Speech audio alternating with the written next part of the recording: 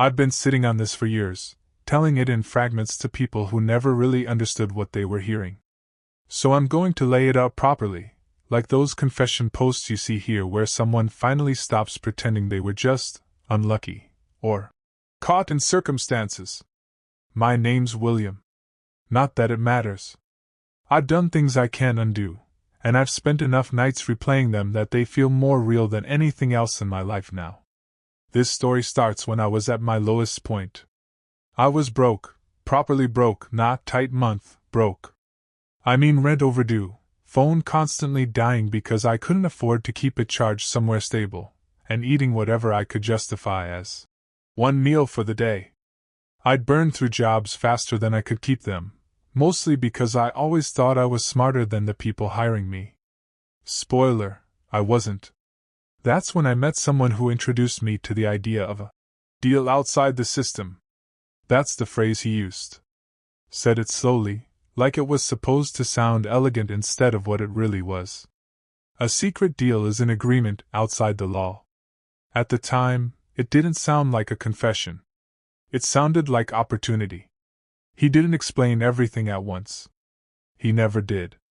Just enough to make it feel like I was being invited into something hidden, something selective. Like I wasn't failing life. I was just standing outside the part where things actually happened. I told myself I was just listening. Just observing. Just trying to understand how people like him move through the world without constantly drowning like I was.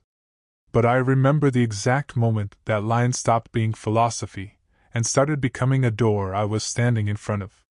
Because once you hear it framed like that, once you accept the idea that rules are just something other people agree to, you can't really unhear it.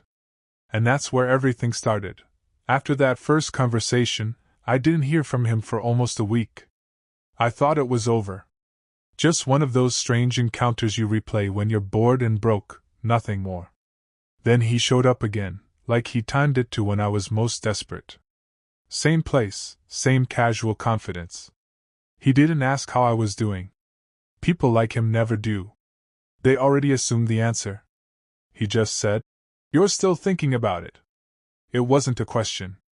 I tried to laugh it off, but I remember my voice coming out thinner than I expected.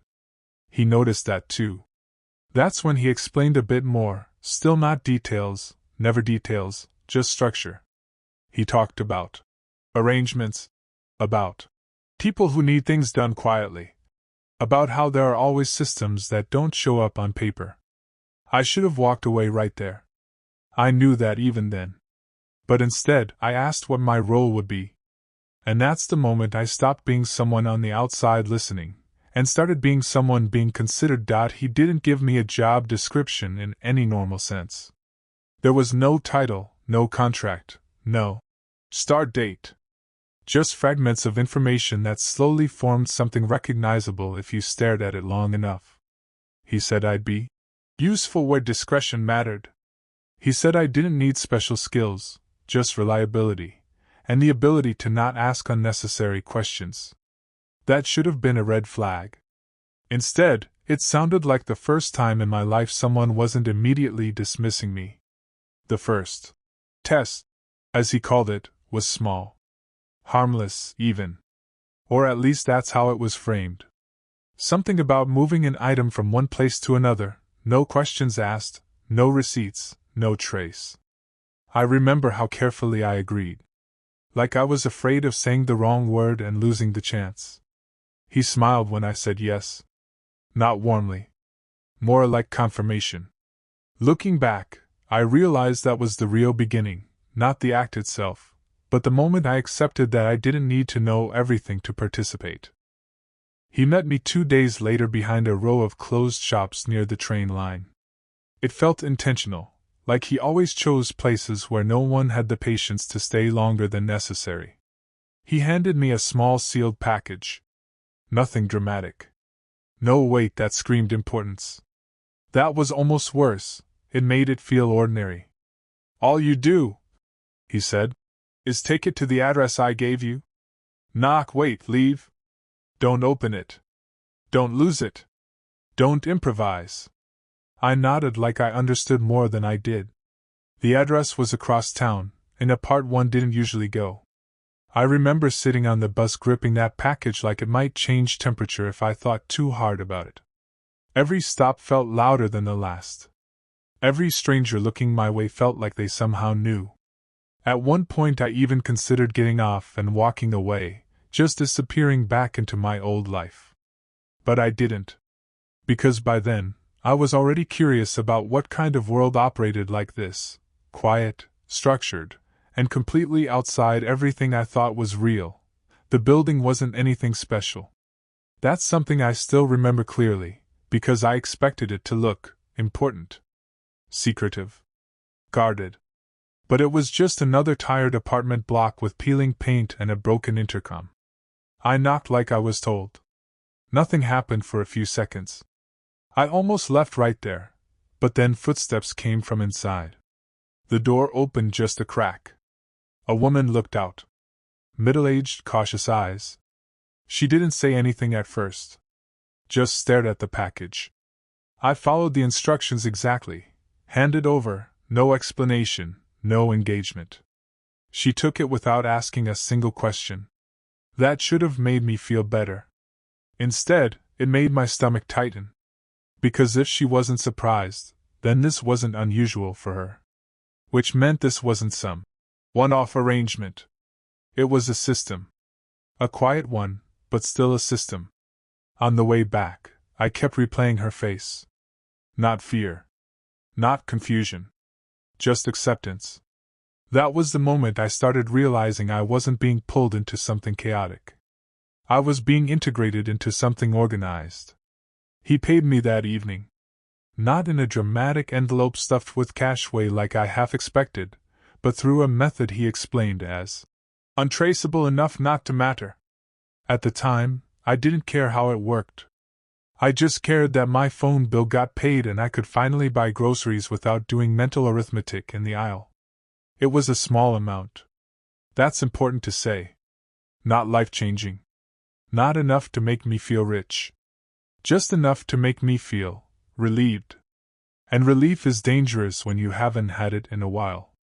He said, "You did fine. No complications means you're reliable." That word stuck with me. Reliable. Not smart, not capable, not important, just reliable. Like I was a tool that hadn't broken yet. I remember asking if all jobs were like that. Simple. Quiet. He looked at me like I was asking a naive question. "No," he said. "That one was clean because it had to be." That was the first time I understood there were different layers to what I'd stepped into. Some visible, most not. And I was already standing on the edge of the next layer. The worst part is how fast it starts feeling normal. That's something I never tell people when I think about it later. There's this idea that crossing a line feels like a dramatic moment, sirens in your head, moral collapse, something cinematic. But for me, it was just repetition. Another meeting. Another instruction. Another task that sounded simple enough that I stopped questioning the structure behind it. He started calling me only when needed. No small talk. No explanations unless necessary. I think that's when I stopped thinking of him as a person and started thinking of him as a system interface, like a point of access to something larger. I remember one night after finishing a task, I sat on my bed staring at my hands, waiting for guilt to arrive in full force. It didn't. That absence should have scared me more than anything else. Instead, I felt something worse, ease.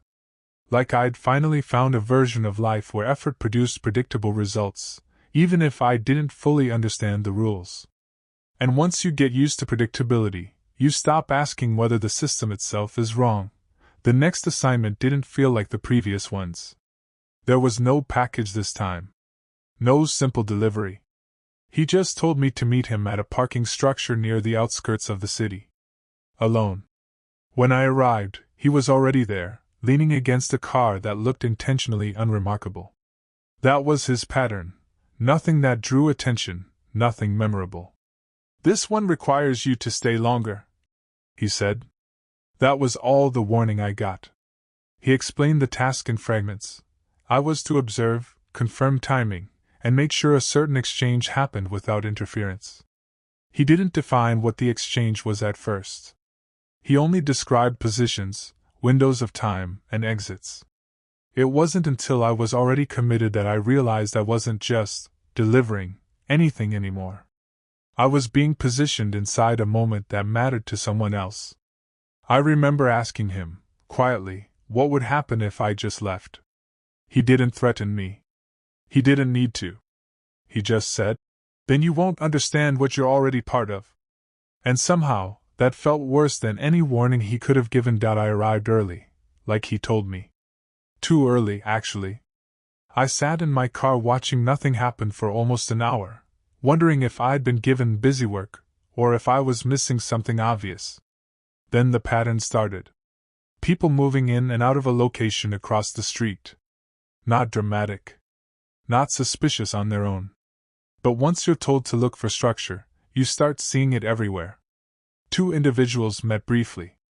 No handshake, no visible exchange from my angle. Just a pause, a shared proximity, then separation. That was it. No flashing lights, no hidden briefcases. Just timing and positioning. And I remember thinking, this is what all of it is. This quiet choreography? But I stayed. Because leaving would have meant admitting I didn't understand something I had already agreed to be part of. After it ended, I reported back exactly what I saw. He listened without interruption. When I finished, he nodded once and said, "Good. You saw it correctly." Not, "You did well." Not, "You were right." Just confirmation that my perception matched his expectation. And that was the moment I realized perception itself had become part of the job. After that night, things shifted in a way I didn't immediately notice. There was no clear escalation, no sudden turning point. It was more like pressure increasing slowly until I realized I'd stopped remembering what normal felt like. The tasks stayed clean, as he liked to call them, but the margins tightened. Less room for hesitation. Less time to think. More emphasis on precision, where to stand, when to speak, when to disappear. I started noticing how often I checked my phone waiting for instructions. That alone should have bothered me more than it did. What surprised me most was how quickly I stopped sharing anything about my life outside of this. Friends became harder to maintain. Not because I was told to isolate, but because I couldn't explain what I was doing without sounding insane, or attracting questions I didn't want to answer. He never pressured me socially. He didn't need to. The structure itself did that. One night I realized I hadn't had a conversation that wasn't transactional in almost a week. And instead of panic, I felt something closer to efficiency. Like I was finally cutting unnecessary noise from my life. It wasn't a mistake in the dramatic sense. No alarms, no obvious failure. Just a deviation from what was expected. During one of the assignments, I arrived at a location slightly off schedule. 5 minutes. That's all. But in the kind of system I was operating in, 5 minutes can feel like a lifetime. When I reported in, there was a pause on the other end of the line that lasted longer than usual. Then he asked, very calmly, "Why?" No anger. That's what made it worse. I tried to explain traffic, timing, something reasonable. But even as I said it, I knew it didn't matter. The expectation wasn't justification, it was precision. After that, the instructions became more detailed. More constrained. Like I had proven I needed closer control. What struck me later was how quickly I accepted that shift. I didn't argue. I didn't push back. I adjusted. And that's when I started to understand something uncomfortable. I wasn't just following instructions anymore. I was being corrected into a version of myself that fit the system better. And I let it happen because it still felt easier than stepping out. There was a moment, not loud, not obvious, when something finally felt wrong in a way I couldn't smooth over. It happened after a routine assignment. Same structure, same quiet execution, same lack of visible consequence. But afterward, I was sitting alone in my car and I realized my hands were shaking. Not from fear in the immediate sense. more like delayed recognition. I tried to tell myself it was just fatigue, stress, lack of sleep. All the usual excuses people use when they don't want to confront what's sitting underneath. But then I replayed the sequence in my head, and for the first time I didn't see tasks or instructions. I saw distance between actions and accountability. A space I had been walking through without questioning it. That night I didn't answer his call immediately. It rang twice. Then again. When I finally picked up, he didn't ask where I'd been. He just said, "You hesitated." It wasn't a question. It was a diagnosis. And I remember realizing that hesitation itself was now something that could be measured, controlled, interpreted. That's when the system stopped feeling invisible, and started feeling like it was watching back. After that call, I expected distance. Maybe punishment. Maybe he would cut me off. Instead, things tightened. He didn't drop me. He refined me. The instructions became shorter, colder. Fewer explanations, more assumptions that I already understood the framework. It was like I'd graduated from being tested to being useful, which sounds like progress until you realize usefulness is just dependency with better branding. I stopped sleeping properly around this time. Not because I was overwhelmed with work, but because my brain refused to fully shut off. I'd lie there replaying small details, timing, positioning, tone of voice, like they were pieces of a system I was afraid to misremember. What I didn't admit at the time was that I was afraid of being replaced more than I was afraid of getting caught. That's a specific kind of fear. It doesn't feel like panic. It feels like erosion. And the worst part? I still answered when he called. Every time. Even when I told myself I wouldn't. Because by then, stepping out didn't feel like returning to normal life. It felt like losing access to something I'd already started to rely on. It ended the way these things usually do, not with a dramatic collapse, but with a misalignment. There was an assignment where the timing shifted at the last minute.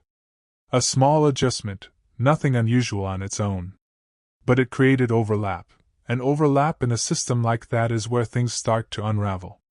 I followed instructions as best I could, but for the first time, I saw two possible interpretations of what I was being asked to do.